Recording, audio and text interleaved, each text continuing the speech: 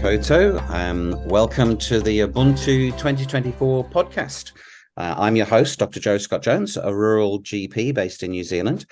The word Ubuntu comes from the Zulu and Xhosa languages and roughly be translated as humanity towards others, the belief in a universal bond of sharing that connects all humanity.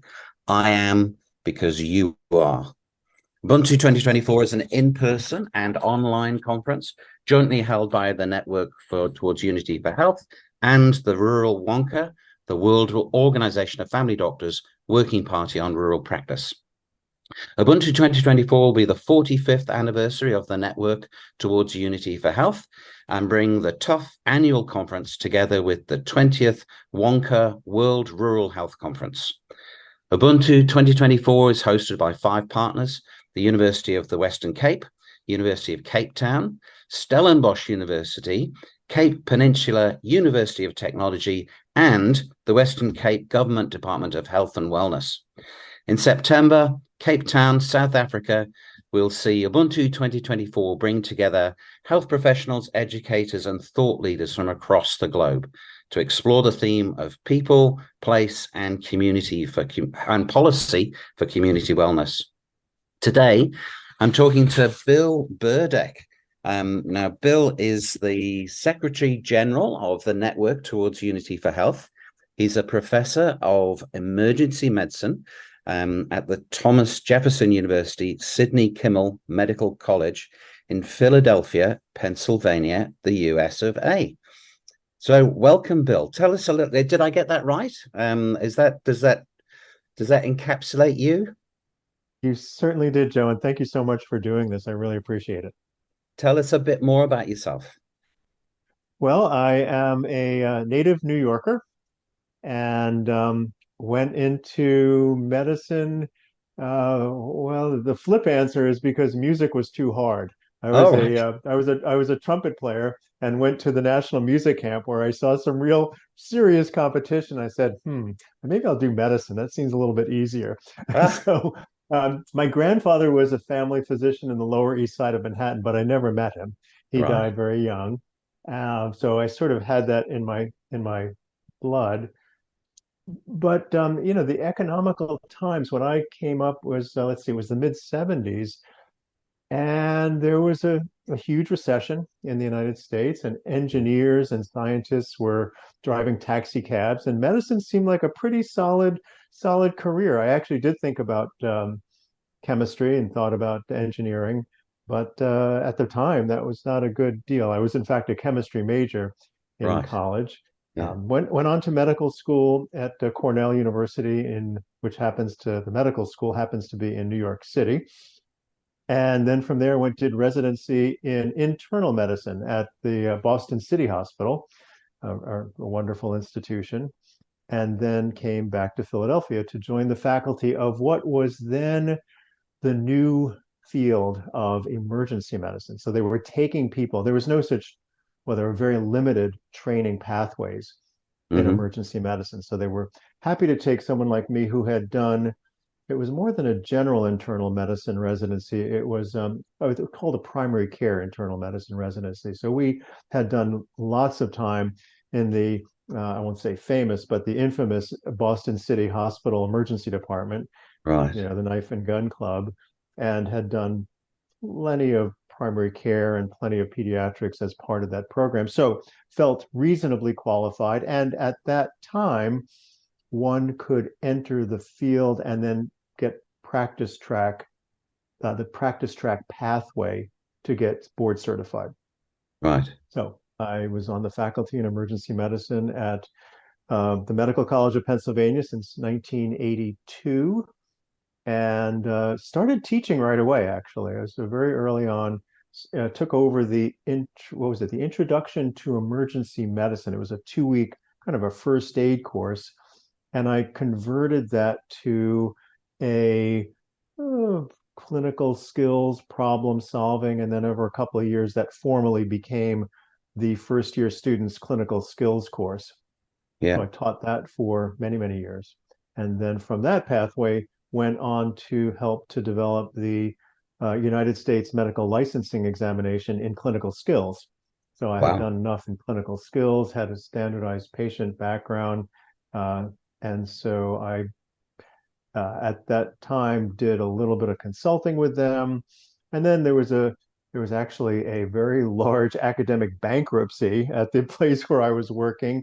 And so it seemed advisable to flip over to work on the clinical skills exam, which I did under the auspices of the Educational Commission for Foreign Hmm. Medical Graduates, which was developing an exam in parallel with the US National Board of Medical Examiners.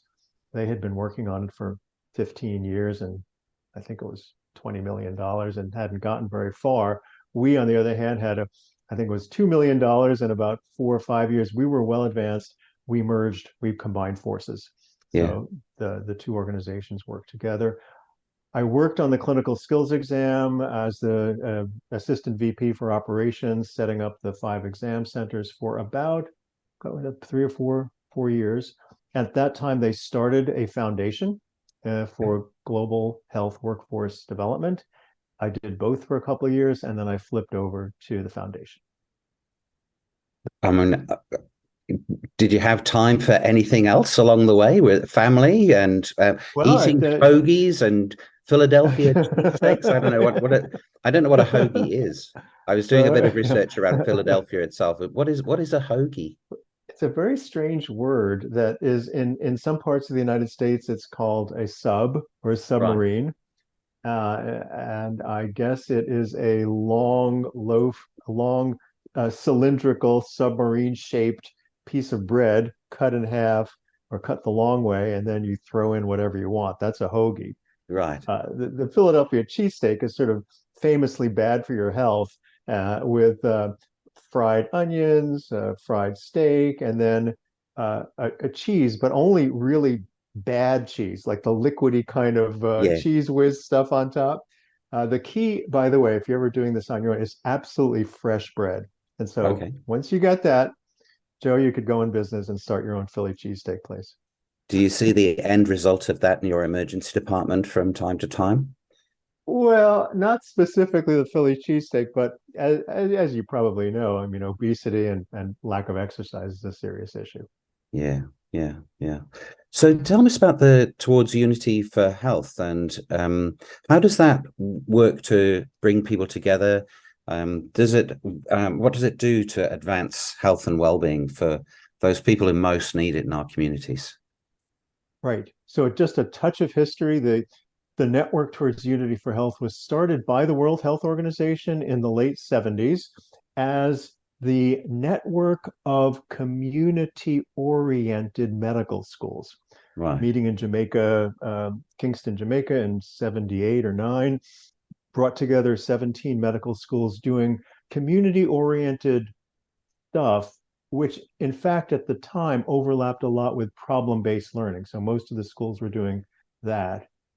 Fast forward a couple of years, and Charles Bolin was leading the World Health Organization effort in social accountability, Yeah. which was under the rubric of Towards Unity for Health. And then fast forward a year or two, and there was a mashup of the two efforts, hence the slightly awkward name, the Network Towards Unity for Health, which, as you rightly said, is now called TUFH or TUF. Yeah.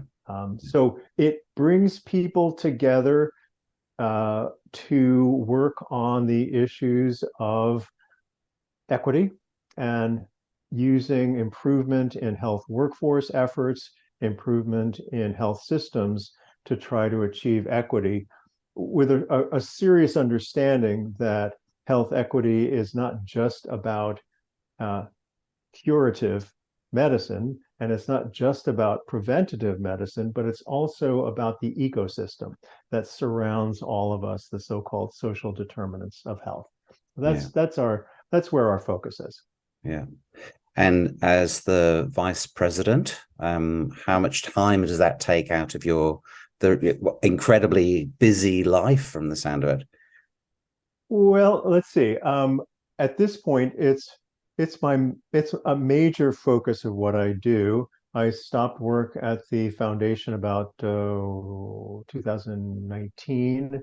And at that time, I also stopped my clinical practice. I had been doing emergency medicine part-time while I worked at the foundation. So TUFH is my major focus. I also teach a clinical skills, or I facilitate one of the small groups at Jefferson in clinical skills. And I'm also involved with um, a journal, what's it called? Health Workforce Education and Education for Health. So two journals that we're involved with. Education for Health is the TUFH journal. Yeah. And what else do I do? Well, that does keep me somewhat busy, but doesn't prevent me from doing the fun stuff like interacting with 4 grandkids, and we have a sailing program on one of the rivers in Philadelphia, and then my wife and I ride a tandem bicycle. Oh, tandem We've bicycle. been doing that for about 20 plus years. My wife and I had one go on it and then rapidly changed to single bikes. Oh, well, you know what it's called, Joe? It's a relationship accelerator. If your relationship is doing well, you're in good shape. If it's not so good, forget about it.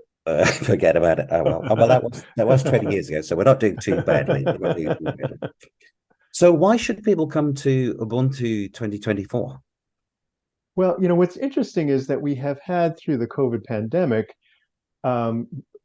virtual meetings. So we didn't meet in person for several years. We had a virtual meeting, Mexico City, a virtual meeting in Indonesia. And then last year we had our first in-person, actually it was a hybrid meeting in Vancouver. And what one realizes is the random interactions at an in-person meeting are so interesting, so productive, and often lead to continuous relationships beyond that. So it's an opportunity to connect with people. I always joke that the most important things that happen at meetings happen at the coffee breaks. Yeah. That's where the really, where you start to get to know someone in addition to their obvious professional role. You hear about their grandkids, you hear about their tandem bicycling, you hear about what makes them a person, which is actually, so that sounds nice on a professional level, but it's actually what we advocate in terms of getting to know our patients. Yes. It's also what I advocate in terms of getting to know our students. So, I used to teach a course that was called The Patient as a Person. And I joke that we really should also be teaching a course called The Student as a Person, and another course called The Professional Colleague as a Person. So these meetings are a way for me to get to know you, Joe, as a person, to hear about your adventures trying to ride a tandem bicycle or whatever it is that makes you a multifaceted, interesting individual. And that's why these in-person meetings are so valuable. It's all about connectedness. I went to a faculty development program this week on how to teach students about empathy. And the bottom line was you teach students that this is all about connecting with your patient. That's what it means. That's what it's about.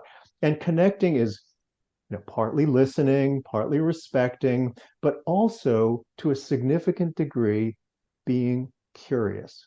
Yeah.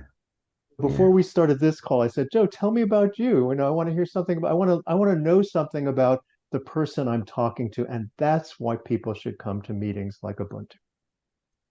Thank you, Bill. And I look forward to meeting you in person in Cape Town in September 2024. And many others, anybody else listening to the podcast, watching the video, find out more about Ubuntu 2024 via the website, ubuntu2024.com. And we really look forward to seeing you there.